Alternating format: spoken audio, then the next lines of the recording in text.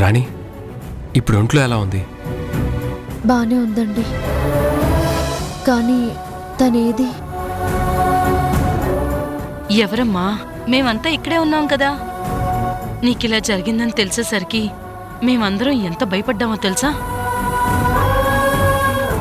నీకు యాక్సిడెంట్ అయిందని హాస్పిటల్ నుంచి ఫోన్ వచ్చింది. ఒక్కసారిగా మా అందరికీ గుండాగినంత పని అయింది.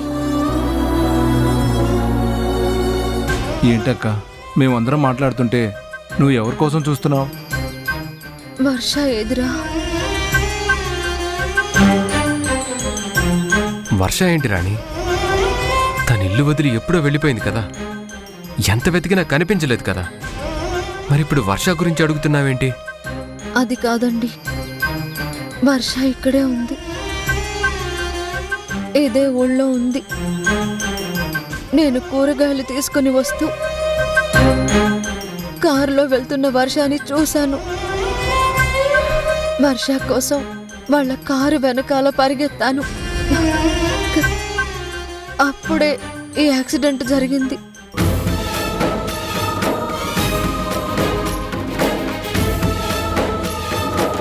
ఖచ్చితంగా తను నన్ను చూసే ఉంటుంది. ఇక్కడికి వచ్చిందేమోనని నాకు అనిపిస్తోంది. నా చెల్లెలు కాకపోతే నన్నింత తొందరగా ఎవరు కాపాడతారండి? అందుకే మన వర్ష ఎక్కడో ఉంది. లేదమ్మా, నువ్వు ఎవరిని చూసి ఎవరనుకున్నావో.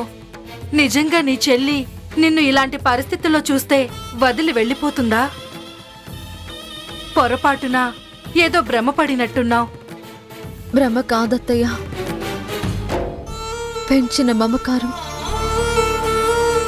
ఊహకి వాస్తవానికి నాకు తేడా తెలుసు.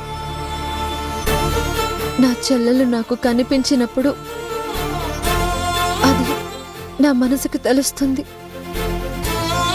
నా మనసు చెప్పింది వర్ష వెళ్ళిపోతుంది అని.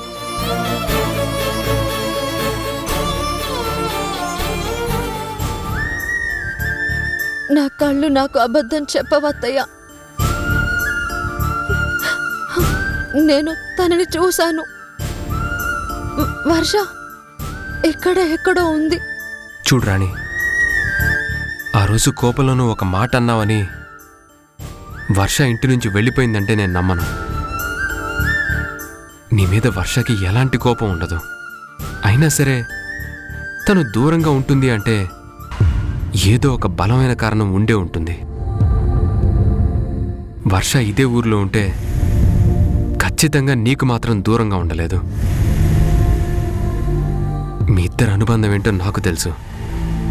అయినా సరే వర్ష నీకు దూరంగా బతుకుతుందంటే దాని వెనకొక బలమైన కారణంతో మాత్రమే అజ్ఞాతవాసం గడుపుతుందని నాకు అర్థం అవుతుంది.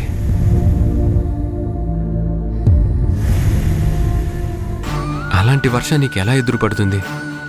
ఒకవేళ ఎదురుపడితే కనిపించకుండా ఎందుకుంటుంది? ఎందరూ ఎన్ని చెప్పినా వర్షాన్ని చూడటం నిజం. వర్ష ఇంకా ఇక్కడే ఉండటం నిజం. కానీ తనెందుకు దూరంగా ఉంటుందో అర్థం కావడం లేదు. ఆ సమస్య ఏంటో నాకు చెప్తే నేను తీర్చనా? నా చెల్లెలు నాకు దూరంగా ఉందా? తొందరగా రా వర్ష.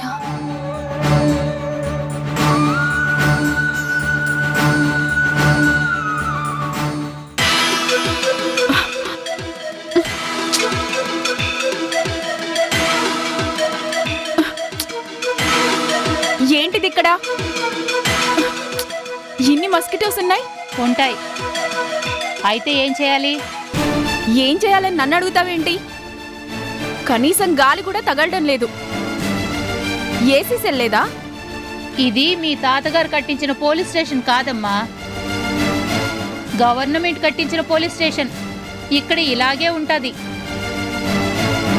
ఏసీలు ఇవ్వటానికి ఇది 5 స్టార్ హోటల్ కాదమ్మా. ఏంటి వెటకారమా? అంటే నేనింకా పోలీస్ స్టేషన్లోనే ఉంటానని నువ్వు కౌంటర్ ఇస్తున్నావా? నేను బయటికొచ్చాక మీ అందరికీ సమాధానం చెప్తాను. దోమలు చాలా ఎక్కువగా ఉన్నాయి. కనీసం మస్కిటో కాయిలన్నీ ఇవ్వండి. చెప్పానుగా ఇది పోలీస్ స్టేషన్ అని. ఇక్కడ అలాంటివేవి సప్లై చేయరు.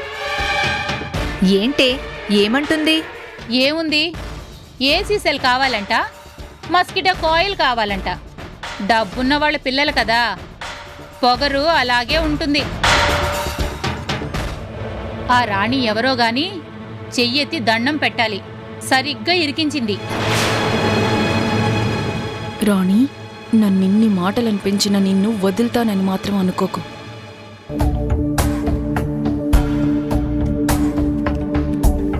అక్కకి ఎలా ఉందో చూడాలి, అక్కతో మాట్లాడాలి. కానీ నేనే అని అక్కకి తెలియకూడదు.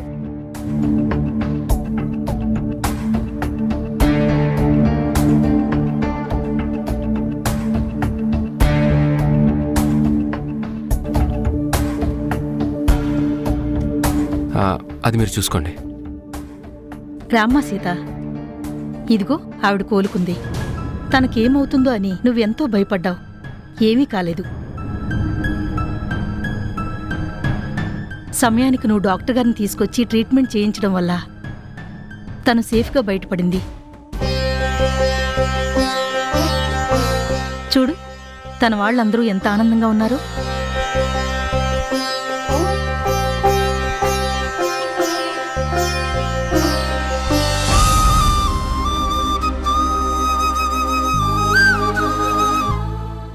నువ్వేనమ్మ నన్ను కాపాడింది. నీకు నాకు ఎన్నో జన్మల బంధం ఉన్నట్టుంది. నాకు కష్టం వచ్చిన ప్రతిసారి నిజంగా నా చెల్లెలాగా వచ్చి నాకు సహాయం చేస్తున్నావు. ఆ రోజు ఆపరేషన్ గురించి ఇక్కడికి మాట్లాడడానికి వస్తే నన్ను లోపలికి ఎవ్వరూ రానివ్వలేదు. అప్పుడు నువ్వే డాక్టర్ గారి దగ్గరికి తీసుకువెళ్ళి మాట్లాడించావు. తర్వాత ఆయనకు ఆపరేషన్ జరిగి ఇదిగో ఈరోజు ఇంత సంతోషంగా ఉన్నాను. మళ్ళీ నాకు కష్టం వచ్చినప్పుడు నువ్వే పూనుకొని ట్రీట్మెంట్ చేయించావని సిస్టర్ చెప్తున్నారు. నిజంగా నా చెల్లిలాగే నువ్వు నాకు సహాయం చేస్తున్నావమ్మా. ఏమిచ్చి నీ రుణం తీర్చుకోగలను? నీకు నాకు మధ్య అనుబంధం ఉంటుంది కానీ రుణానుబంధం ఎందుకుంటుందక్క? నీ కళ్ళ ముందే నేనున్నా నీ చెల్లిని నేనే అని చెప్పే పరిస్థితుల్లో లేనక్క. చాలా థ్యాంక్స్ అండి. సిస్టర్ మీ గురించి చాలా గొప్పగా చెప్పారు. రాణికి అలా ఉన్నప్పుడు మీ సొంత అక్కకే జరిగినట్టు మీరు బాధపడ్డారని సిస్టర్ చెప్తుంటే నిజంగా చాలా ఆశ్చర్యం అనిపించింది. హాస్పిటల్లో పనిచేసే ఒక నర్స్ అసలు ఒక పేషెంట్ గురించి ఇంత కేర్గా ఆలోచించడం చాలా వండర్గా ఉంది. మా రాణిని కాపాడినందుకు మీకు thank you so much. Sister, ఇప్పుడు కరోనా ఏం లేదు కదా, ఇంకా మొహానికి ఆ మాస్క్ ఎందుకు? తీసేయండి. మిమ్మల్ని మా అక్క చెల్లి అంటుందంటే మీరు మాకు వర్షతో సమానం. మిమ్మల్ని చూడాలని మాకు ఉంటుంది కదా. ఆ మాస్క్ తీసేయండి సిస్టర్. అవునమ్మా, నిన్ను కళ్ళారా చూసుకోవాలని నాకు ఉంది. ఒక్కసారి ఆ మాస్క్ తీయమ్మా. ఈ మాస్క్ తీసానంటే నేను వర్షాని అన్న నిజం బయటపడుతుందక్క. ఇప్పుడు నువ్వు నన్ను చూసావంటే నన్ను ఇంటికి తీసుకెళ్తావు. కానీ ఇప్పుడు నీతో వచ్చే పరిస్థితి నాకు లేదు. ఎట్టి పరిస్థితుల్లోని కళ్యాణ్ గారికి నాకు పెళ్లి జరిగే వరకు మీ ఎవ్వరికి ఎదురుపడలేను. ఏంటమ్మా ఆలోచిస్తున్నారు? ఇప్పుడు ఎలాంటి భయాలు లేవు కదా. అవునమ్మా, ఒకప్పుడు కరోనా భయంతో మాస్కును పెట్టుకునేవారు. ఇప్పుడు ఆ భయం లేనప్పుడు ఇంకెందుకమ్మా, తీసే. మాకింత సాయం చేసిన మనిషి రూపం ఎలా ఉంటుందో చూడాలని ఆశ మాకు ఉంటుంది కదా.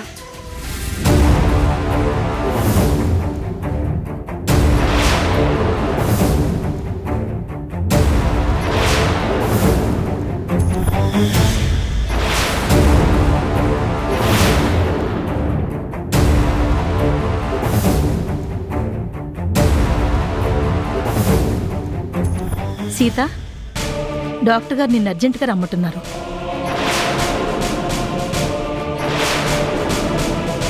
డాక్టర్ గారు పిలుస్తున్నారు. నేను మళ్ళీ వచ్చి కలుస్తానండి.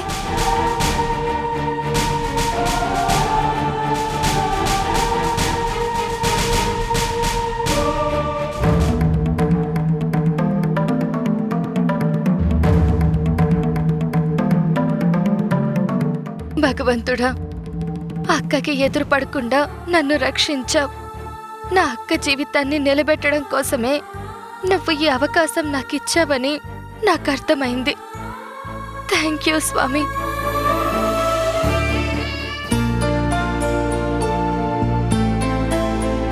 నమస్తే సార్. నమస్తే సార్. నమస్కారం. మీరేంటి ఎలా వచ్చారు? సమంతను చూసి వెళదామని వచ్చాను.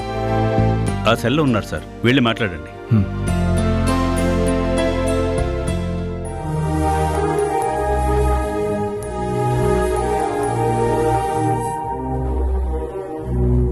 అమ్మా సమంత,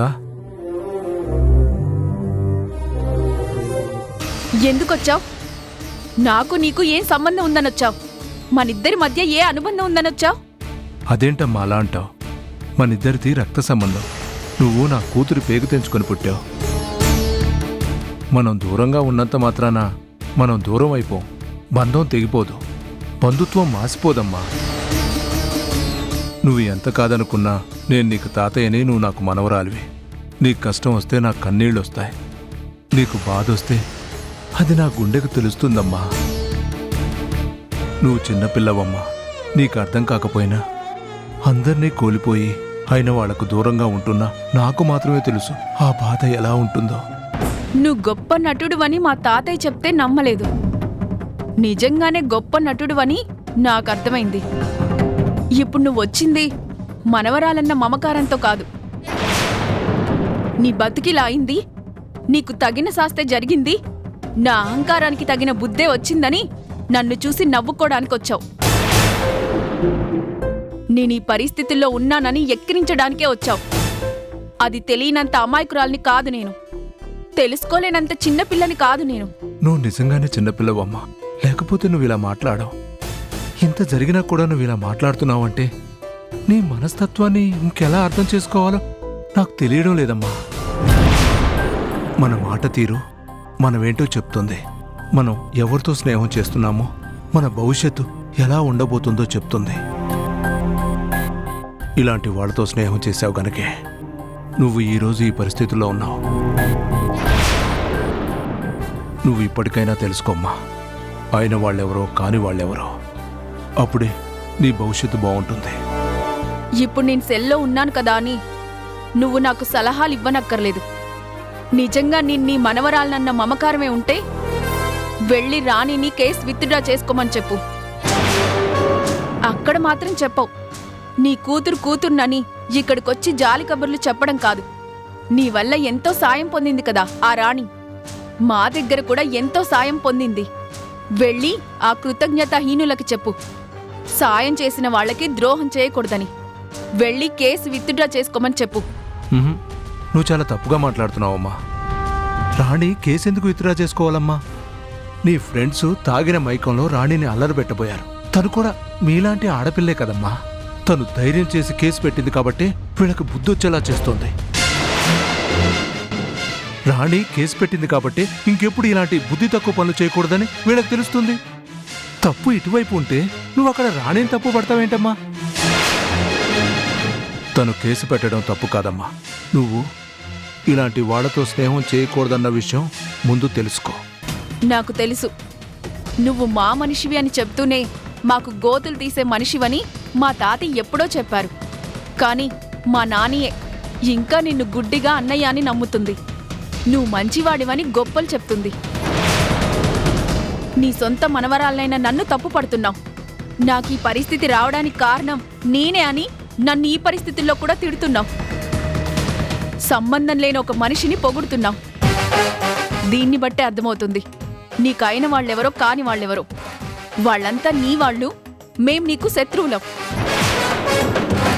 అలాంటి నీతో మాట్లాడే అవసరం నాకు లేదు. వెళ్ళిపో.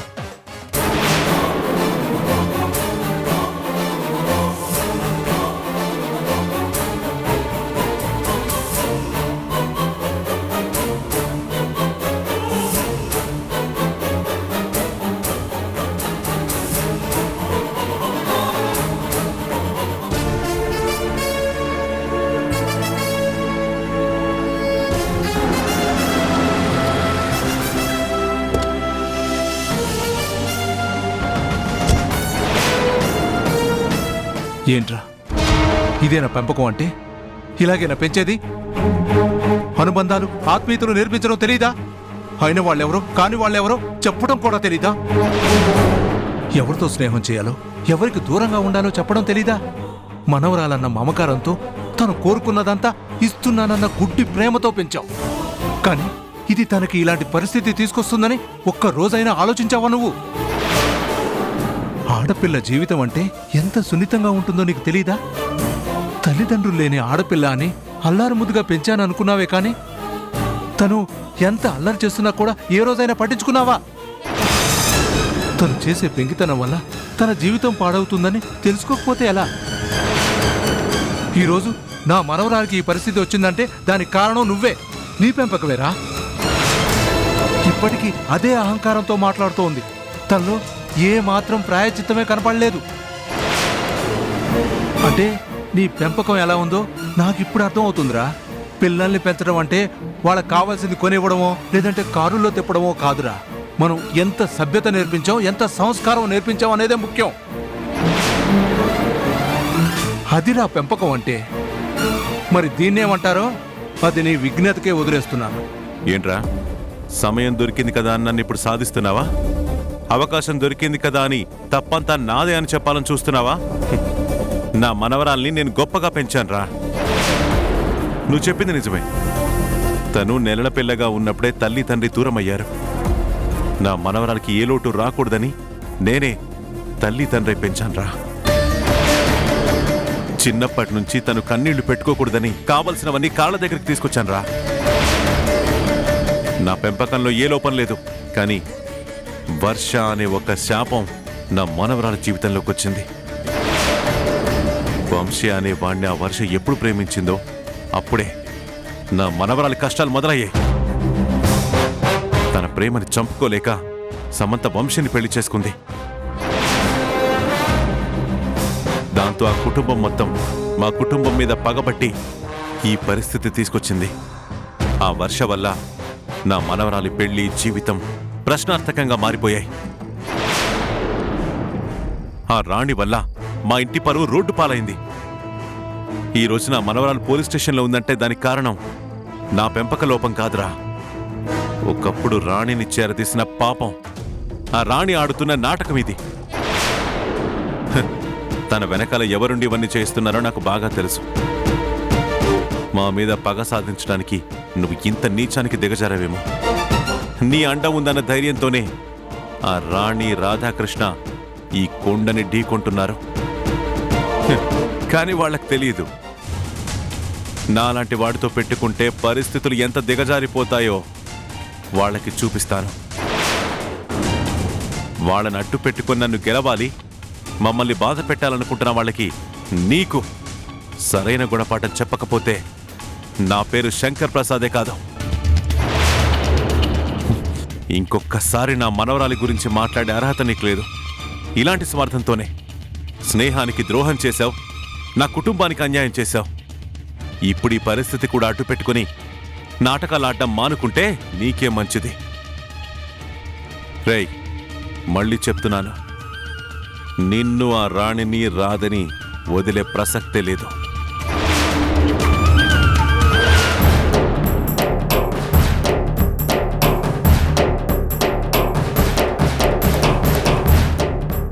తాతి ఇప్పుడే ఆ సూర్యం వచ్చి వెళ్ళాడు. నన్నెన్ని మాటలన్నాడో తెలుసా? అర్థం చేసుకోగలనమ్మా. బయట నాకు ఎదురుపడ్డాడు, నా పెంపకాన్ని తప్పుపట్టాడు. నువ్విలా కావడానికి నేనే కారణమని నా మీద కూడా నిందలు వేశాడు. వాడికి గట్టిగా బుద్ధి చెప్పాను. వాడితో పాటు నిన్నీ పరిస్థితికి తీసుకొచ్చిన వారిని కూడా వదిలిపెట్టనని గట్టిగా బుద్ధి చెప్పాను.